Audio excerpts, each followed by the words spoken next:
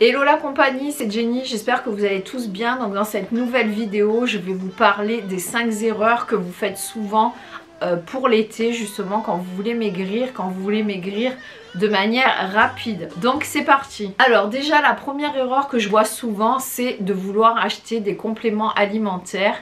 Vous allez donc vous ruer dans vos pharmacies, dans vos parapharmacies. Donc ces compléments alimentaires, du coup ça va vous coûter un certain prix et en plus ils ne sont pas vraiment efficaces. Donc je m'explique, en général ce sont des laxatifs, donc vous voyez de quoi je veux parler. Donc forcément, qui dit laxatif dit que vous allez forcément maigrir. Mais encore une fois, il n'y a rien qui peut vous faire perdre 400 calories sans rien faire hormis le sport. Et encore, ça sera plutôt concernant un déficit calorique comme je vous ai expliqué dans mes précédentes vidéos. Je vous les remettrai vers ici.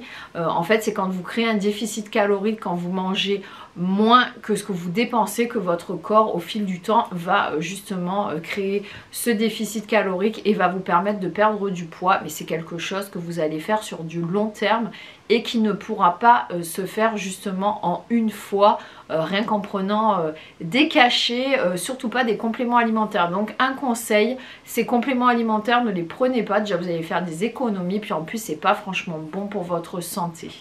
Donc on va passer à la deuxième erreur. Donc ce que j'entends souvent, c'est je veux maigrir vite, surtout en 3 semaines, 1 mois, pour pouvoir me mettre en bikini sur la plage, pour pouvoir préparer l'été et pour pouvoir justement me sentir belle en maillot.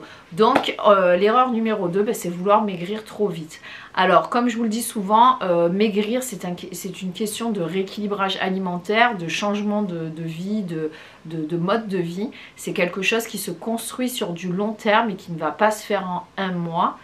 Donc après c'est très bien de vouloir s'y mettre avant l'été parce que du coup c'est une motivation, mais en général il faut compter à peu près une perte de poids de 15% de votre poids initial, c'est-à-dire si vous pesez 80 kg, vous allez perdre entre 8 et 10 kg environ sur 12, 15 voire 18 mois, entre 1 an et 1 an et demi, ce qui va permettre d'avoir une perte de poids de manière durable, qui va permettre de faire un changement durable sur votre santé et surtout sur votre rééquilibrage alimentaire. Ça va vous éviter d'avoir des effets yo-yo, ça sera très bon pour votre santé et ça sera un changement de vie qui va durer justement sur du long terme parce que ça ne se fait pas en un jour. Donc perdre du poids sur une très petite période juste avant l'été, c'est pas une bonne chose, c'est pas faisable, c'est pas bon pour votre santé, ça ne sert à rien. Après, c'est pas une fin en soi de vouloir perdre avant l'été, c'est très bien de vous y mettre déjà à cette période-là. Après, si vous voulez anticiper, essayez de vous y prendre un peu plus en amont, comme ça pour l'été vous vous sentirez bien. Mais après, franchement, je vous déconseille de vouloir perdre du poids de manière rapide parce que du coup, vous allez faire plein d'erreurs, vous allez en plus endommager votre santé et en plus ça ne sera pas durable. Donc on va passer à la troisième erreur. Moi ce que j'entends souvent, c'est les gens quand ils veulent perdre du poids, c'est je vais me mettre à faire du sport à fond, je vais aller courir tous les matins. Donc c'est pour ça que vous voyez souvent des joggeurs dans les parcs qui s'y mettent. Vous voyez plein de monde au mois d'avril et puis après la période d'été, au bout de 2-3 mois, il n'y a plus personne.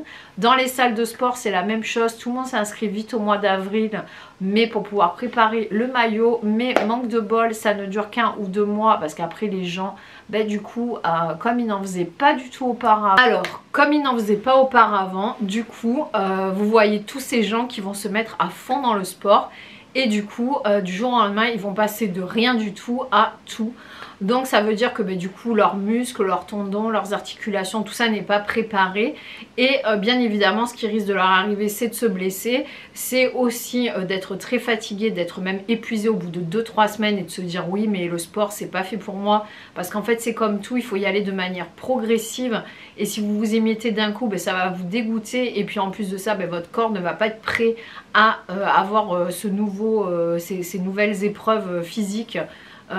Justement, donc du coup il va falloir qu'il s'y habitue et pour s'y habituer il va falloir qu'il récupère progressivement, sinon à chaque fois que vous allez faire vos séances de sport, comme vous allez en faire d'un coup énormément, vous allez être crevé et puis vous allez peut-être mal récupérer, donc du coup ça sera pas jouable sur du long terme et puis en plus de ça vous risquez de vous blesser. Donc franchement un conseil, Faire du sport 1 heure à 3 heures par semaine, c'est très bien.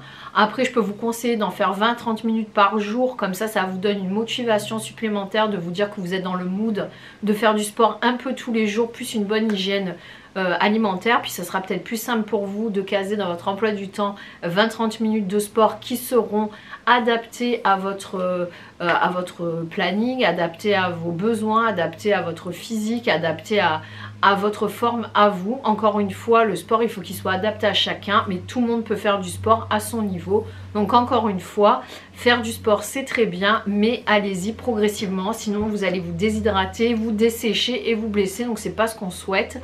Donc faites du sport, mais modérément. On va passer à la 4e erreur que j'entends souvent, c'est pour maigrir, il faut manger uniquement des salades. Donc évidemment, je vais vous dire que pour maigrir, déjà ça se passe pas que dans l'assiette bien évidemment, parce que manger ça veut pas dire manger et maigrir non plus, mais il va falloir manger différemment, parce que si vous mangez tous les jours uniquement des salades, et du coup vous allez être évidemment vite dégoûté et vite blasé et fatigué, parce que bon du coup c'est pas très fun de manger des salades tous les jours. Et puis en plus vous allez être désociabilisé, parce que forcément si vous mangez avec des amis, du coup vous allez à chaque fois manger en décalé ou manger différemment, et puis vous allez être un peu blasé parce que vous verrez que les autres mangent plus ou moins ce qu'ils ont envie et vous mangez votre petite salade. Alors en plus, autre problème, c'est que si vous mangez de la salade et des soupes par exemple, comme je vois souvent des personnes qui vont se mettre vite à manger que des soupes ou que des salades ou les deux, vous allez avoir des problèmes digestifs, des problèmes donc digestifs, de métabolisme, des problèmes donc de ballonnement, vous risquez d'avoir des problèmes de diarrhée. Bon, c'est pas très fun, mais c'est la réalité, donc ça va pas être top pour votre digestion, donc faites attention. Bien évidemment, c'est très bien de manger des salades, des soupes, il n'y a pas de problème, mais après ne composez pas votre alimentation uniquement de ceci, et surtout ne vous dites pas que manger quand vous voulez justement perdre un peu du poids ou faire attention, ça veut dire vous affamer et surtout manger que des salades et manger des soupes. Encore une fois, c'est sur du long terme, c'est un équilibrage sur la semaine, c'est en fonction de ce que vous avez mangé. Il faut que vous composiez bien vos assiettes, ça s'apprend. Le rééquilibrage alimentaire se fait pas en un jour.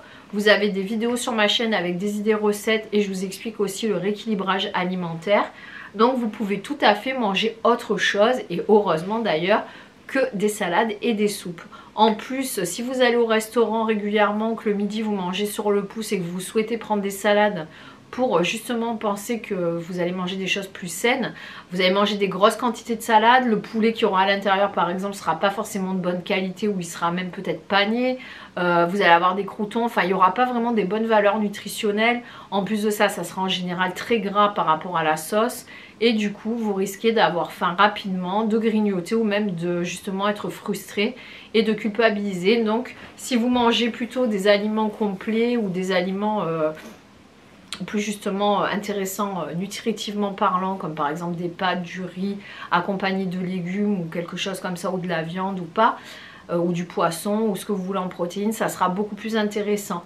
Donc voilà, pensez à ça. Et aussi quand vous achetez des salades du commerce, c'est bien temporairement, vraiment occasionnellement. Sachez que toutes ces salades, il y a des grosses quantités de graisse et de sucre à l'intérieur.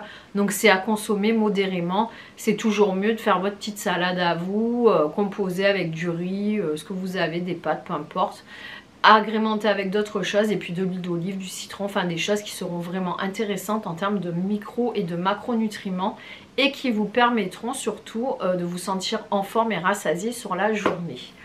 Bon, du coup maintenant, encore une fois, donc manger ne veut pas dire manger pour maigrir, bien au contraire, mais on peut manger, se faire plaisir, mais en étant en bonne santé et surtout en ayant les bons nutriments. On va passer donc à la 5e erreur. La 5e erreur que j'entends souvent, et bien sûr je pense que tout le monde en fait partie ou en a fait partie à un moment, c'est de se comparer aux autres. Alors bien évidemment, surtout maintenant avec tout ce qui est réseaux sociaux, photos sur les réseaux, Instagram, ce genre de choses, vous voyez souvent des corps parfaits, des corps dénudés, donc forcément on est tenté de se comparer à ce genre de personnes. Mais encore une fois, déjà pensez bien que sur ces photos, la majorité du temps sont des photos retouchées, malgré que les personnes ont peut-être des très beaux physiques. En plus, on est tous différents génétiquement et on n'a pas tous la même morphologie. Après, ça, c'est une question de temps et puis il faut relativiser, puis il faut prendre des années pour s'en rendre compte. Mais on n'est pas tous faits pour avoir des physiques filiformes ou très athlétiques. On a tous des morphologies différentes et il y a des personnes qui pourront atteindre tel ou tel objectif et d'autres pas. Ça fait partie de notre génétique, on ne peut rien y changer. Après, les canons de la beauté évoluent. Entre les années 90 et maintenant, vous êtes passé des femmes filiformes, style Kate Moss, à maintenant comme les Kardashians, ce genre de choses. Donc voilà, donc dites-vous que ça change, ça évolue, c'est jamais la même chose, mais qu'on est tous différents et que en fait l'intérêt c'est de vous ressembler à vous-même et de vous sentir bien dans votre peau, même s'il faut un certain temps pour y arriver. Et sachez aussi que quand vous voyez souvent ce genre de physique avec des seins assez développés, une taille fine, des fesses très développées, souvent ça fait partie des personnes soit qui sont génétiquement comme ça, mais il y a beaucoup de chirurgie esthétique, ça ne peut pas forcément se faire de manière naturelle et donc ne vous dites pas que ces choses-là peuvent être atteignables. Vous pourrez modifier quelques paramètres de votre physique en faisant du sport, en vous entraînant, ce qui est très bien, mais après il y a des choses qui ne pourront pas changer ou être exactement comme les autres. Donc ne vous prenez pas la tête sur ça, aimez-vous tel que vous êtes. C'est plus difficile mais avec le temps on y arrive. Relativisez et dites-vous que c'est à vous que vous devez ressembler en priorité. Voilà, j'espère que ma vidéo vous aura plu. Si c'est le cas, laissez-moi un pouce en l'air, abonnez-vous à ma chaîne et puis suivez-moi sur les réseaux sociaux The Lifestyle of Jenny. Dites-moi en commentaire si vous avez commis ces erreurs, lesquelles, et puis ce que vous faites pour justement essayer d'y remédier. Dites-moi un petit peu vos problématiques, je serai contente d'y répondre. Dites-moi en commentaire de quel sujet vous aimeriez qu'on traite la prochaine fois. Et puis encore une fois, je vous dis surtout prenez bien soin de vous et puis à très bientôt. Ciao ciao. When I think about the way we used to be, when I think about the things it took from